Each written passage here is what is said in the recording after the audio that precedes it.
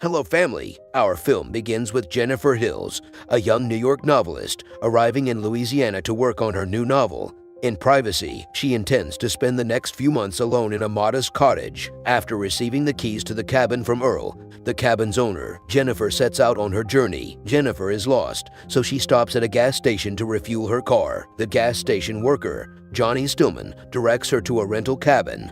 He then attempts to flirt with her but ends up humiliating himself. Jennifer arrives at the cabin, which is located far from town. Jennifer begins writing on her manuscript soon after moving in. Jennifer later hears unusual noises coming from a nearby cottage while talking with a friend. She investigates and discovers nothing but deadly acids and other harmful stuff. Jennifer goes back to the cabin to wash her clothing. Someone is filming her without her knowledge. Jennifer went jogging in the woods on her way to work the next morning. She comes across an old cabin that has been abandoned for a long time. Then Jennifer returns home to discover that the plumbing in the cottages is clogged. She phones the owner and requests that he send someone to repair the pipes later. Matthew Duncan, a stuttering plumber, arrives at the cabin and repairs it. Jennifer is overjoyed and gives him a quick kiss of thanks. Matthew rushes to tell his friends, Johnny, Andy Kerensky, and Stanley Woods, about his visit. Stanley admits that he was the one who recorded Jennifer's video following the gas station altercation last night. Johnny's ego has been bruised, and he concludes that Jennifer is snobbish and should be taught a lesson. Jennifer is still working on her manuscript late that night. She is startled to hear noises coming from outside.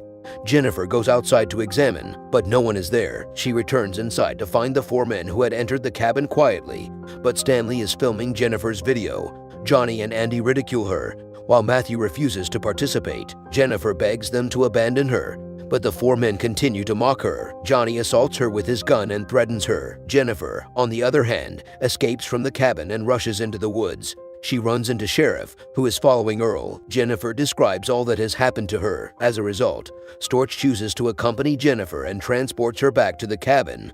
He discovers her drugs and alcohol there and begins to mistrust her narrative, so he forces her to stand against the wall and begins improperly caressing her. The four men burst into the cabin. Storch discovers that they are pals and begins attacking her. They rip her pants and order Matthew to meet with her forcefully.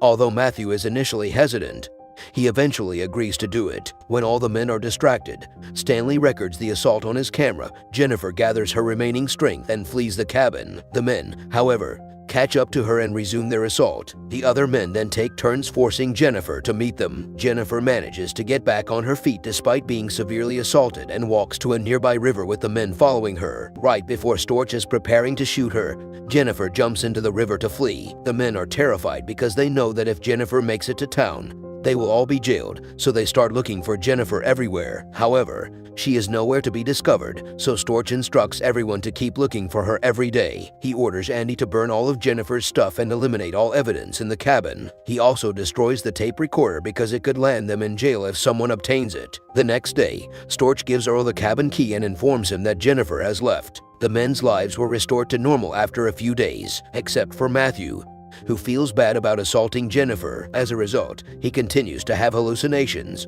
Earl phones Storch a month later to tell him that someone from New York is seeking Jennifer, so Storch informs him that he would contact the individual the following morning. The next morning, Stanley rushes over to Andy and Johnny and informs them that his camera, as well as a videotape of their assault, has been stolen. Someone knocks on Johnny's door later that night. While he is relaxing in his home, he sees Jennifer's flip-flop outside when he opens the door.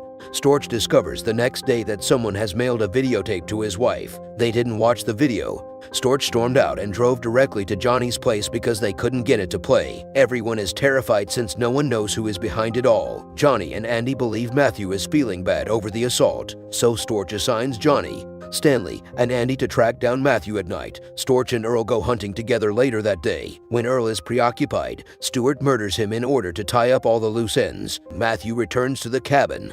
Tormented by the assault, he runs into Jennifer, who is still alive. Matthew tries to apologize to her, but she tells him that it is insufficient and strangles herself the next day. Andy and Stanley go in search of Matthew.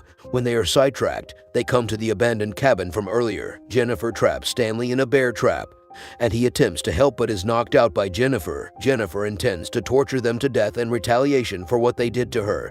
She ties Stanley to a tree and takes notes, much as he did during the assault. She then puts fish guts on his face and opens his eyelids with fish hooks. She leaves his camera running to capture crows pecking at his eyes. Andy is then drowned in a false bathtub and his face is burned off. Jennifer later returns to the petrol station and knocks Johnny down.